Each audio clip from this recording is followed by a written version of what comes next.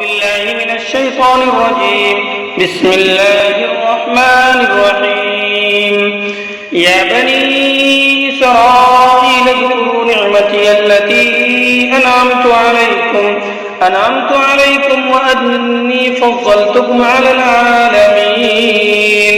واتقوا يوما لا تجزي نفس عن نفس شيئا ولا يقبل منها شفاعة ولا يؤخذ منها عدل ولا هم ينصرون.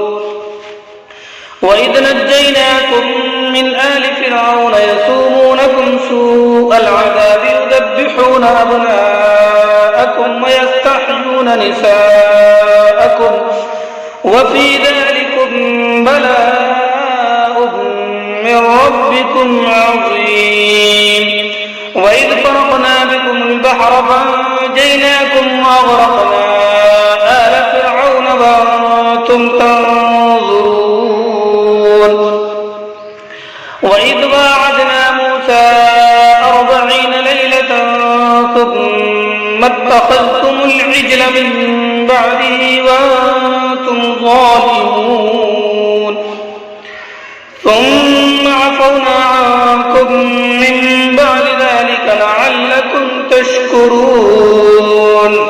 وإذ آتينا موسى الكتاب والفرقان لعلكم تهتدون. وإذ قال موسى لقومه يا قوم إنكم ظلمتم أنفسكم باتخاذكم العجل فتوبوا إلى بارئكم فاقتلوا أنفسكم ذلكم خير لكم عند بارئكم فتاب عليكم إنه هو التواب الرحيم.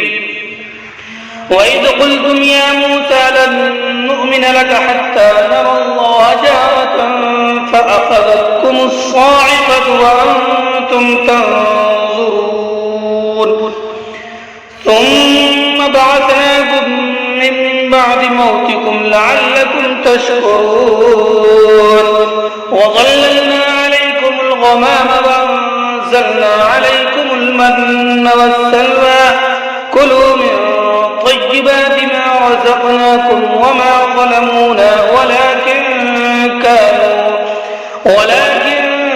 كانوا أنفسهم يظلمون.